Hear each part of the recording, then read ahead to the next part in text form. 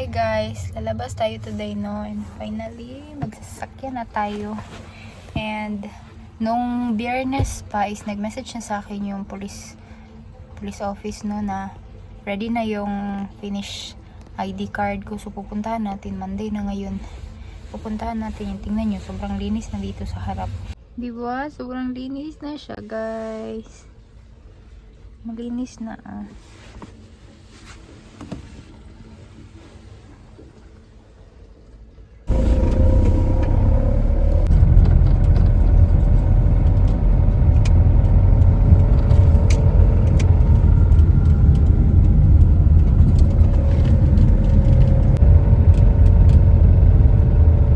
Dumaan kami sa Aso Castilla, no? So, hindi pa kami nagpunta sa station. Dumaan muna kami sa Aso Castilla para magkape. Tapos, inayos ko yung ano ko, Google YouTube account ko, guys. Na-i-stress ako kasi pwede na ako maka-apply for monetization sa YouTube, no? Kasi lang, nagka-problema ako sa ano, no? Merong step 1, step 2, step 3. Sa step 2, na-stuck ako, guys. Kasi nag-error yung AdSense ko. So, nakaka-stress. Ngayon, inulit ko siya, no? Basta mayroon akong inulit. Ewan ko kung gagana yun. Sana gumana. Uy, nakaka-stress mo yun. Ay, sige na guys. Pupunta na kami, no? Oh, ari. Sit back so we can be safe. Ang ganda ng ano ay. Ang laki ng window. Ay, gero.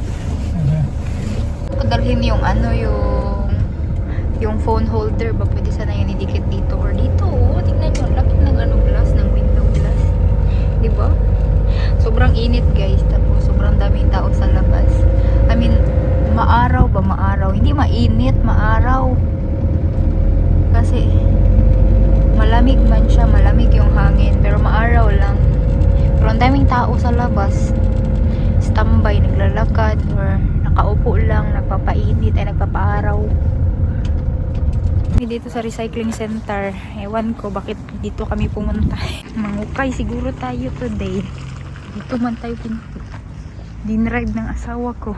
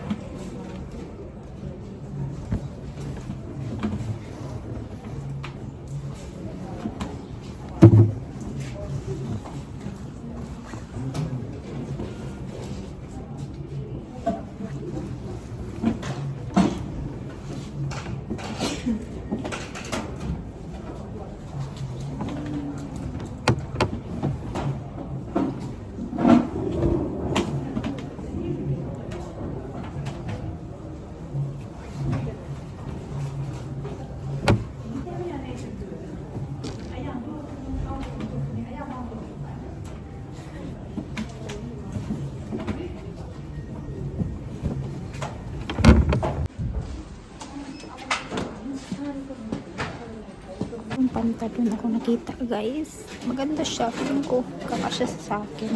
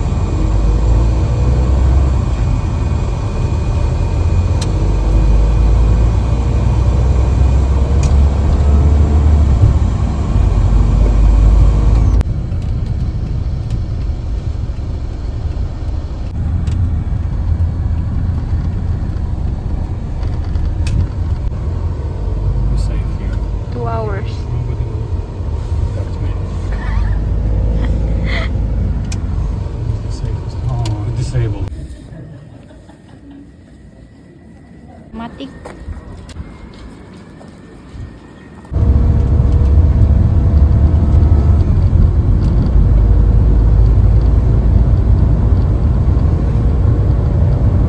So yun guys no, nandito kami sa may mga garage ba, yung car repair shop dito no. Meron kakilala yung asawa ko dito na African, tapos doon sa kabila is Ukrainian. Kasi itong sasakyan is meron pa rin siyang kailangan i-fix no, and actually dadalhin namin ito sa Russia guys para ipa-repair. Kasi kung dito may papa-repair guys, as in lalabas lahat ng pera mo. Mahal dito no. Yung last time meron kaming van no, ganito rin yun, color blue, pero ano yan siya, Mercedes na van, ito is Ford man ito. Dinala namin yun sa Russia guys, tapos doon ano siya ba, repair siya, tapos pininturahan siya, ang ganda na niya. Mahal kasi dito no, kaya yun dinadala namin doon. So bakit kailangan siya i-repair? Kasi malapit na ma-expire ang technical inspection. Ang mga sasakyan dito guys is merong technical inspection no. So hindi ka basta-basta makadrive ng sasakyan dito na walang technical inspection. Every year ang mga sasakyan ay nag-undergo sa technical inspection, and if bumagsak ang sasakyan mo sa technical inspection, hindi mo siya pwedeng i-drive guys. Ano yung technical inspection? Yung in-inspect nila yung road worthiness ng sasakyan mo. Basta mag-undergo siya ng inspection, tapos siguro next time pag mag-undergo itong sasakyan na ito ng technical inspection, papakita ko sa inyo paano ginagawa no. And may bayad siya pero hindi naman malaki, pero pag ang problema is pag bumagsak ang sasakyan mo ay papaayos mo na naman, so mahal masyado no. Kaya ito dadali namin ito sa Russia para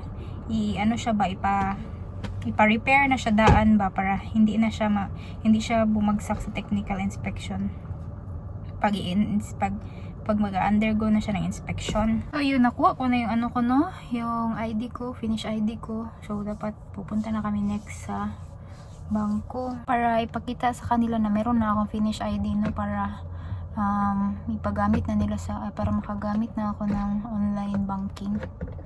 Next naman is yung driver's license ko no, yun naman ang next na kailangan ko asikasuhin. Pero I think 2 years yata yung ano maximum. Dapat before ka mag 2 years, before 2 years of stay here sa Finland, dapat i-ano mo na, mag-change ka na ng driver's license no, from Philippines license to Finnish. Yes, 2000.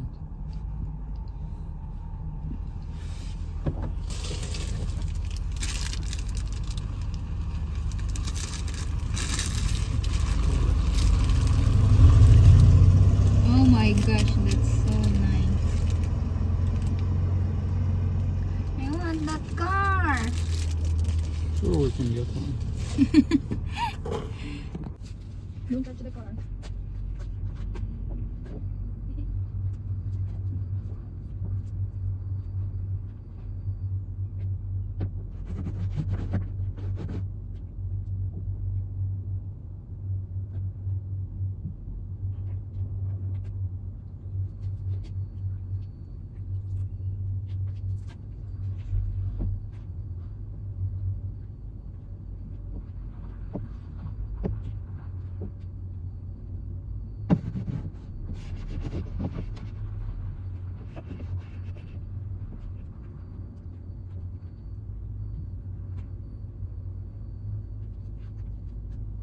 Meron nakaipit na something.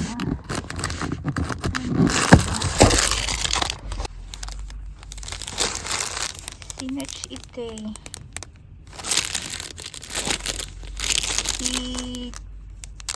Sino ito? Si Cristiano ba to? Hala, nag-car wash naman siya. Car wash na siya ng ibang sasakyan. Kami, trapo-trapo lang sa sasakyan. Pala sa garage na pwede magpalinis ng sasakyan. Kaya yan na. Gustong gusto niya guys. Nagbo-volunteer. Gusto ko rin i-try. Parang satisfying no. Nahihiya lang ako. Tapos na siya, nagpa-balance siya ng ng tires. Ay, yung reason kaya pumunta kami dito. Pa-balance daw yung tires. Summer tires. Kasi iba-iba yung tires dito no, by season. Pag winter, mag-change ka dapat to winter tires. Pag summer, change to summer tires para safe. Winter tires kasi guys, meron siyang spike. Meron siyang mga yung parang metal para kumapit siya doon sa sa daan para hindi siya mag-slide pag nag-i-snow or nag-ice ang daan. Normal lang na tires yung gamit mo, yung summer tires guys is naku, delikado, mag-i-slide yung yung sasakyan mo. Kapag nakita ka ng police guys na summer yung tires mo tapos winter na yung season, ako malaki ang multa. Sample ng summer tires, ayan nakikita niyo may studs, yan siya, ganyan.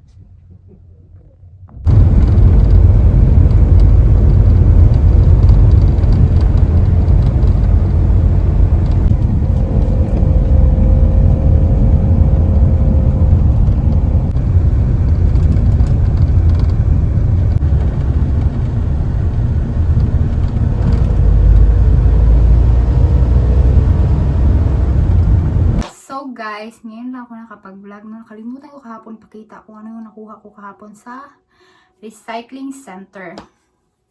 So, nakita ko sa video, di ba, kumukuha ako ng guys, ng hanger. Oo, pinamimigay rin nilang hanger, no? Tapos, ito, nakuha akong shorts. Shorts, guys. Pero, tinry ko, maliit siya sa akin. Konti na lang sana, no? Ipapamigay ko na lang ito, no? H&M siya, guys. Tingnan nyo. Diba? Tapos, may pasando tayo. Dai, ready na tayo for summer. Ay. Tapos, ito yung ganito yung brand niya. Ay, kita nyo ba? Basta, yun na yun. Kunti lang yung nakuha ko, no? Tapos ito, oh, sando. Mukha pa siyang bago, guys. Mukha pa siyang bago. Diba? H&M rin ito, oh. Diba? Galing ko, diba? Tapos ito, nagandahan ako. Para sa next winter na naman, oh, diba? May jacket na tayo, guys. Pang ilalim ba? Yan. Ano to? Anong brand ito? F-Secure. Ano to? Baka ano to, ha? Sa work na ano? Pang work ba? Company. Pang company pala ito na ano, jacket na brand. Tapos itong pantalon, guys, tinry ko siya. Ang ganda niya, guys. As in. Tama-tama lang siya talaga siya sa akin. Yan. Sobrang nice. Diba? Dami natin nakuha. Yun lang.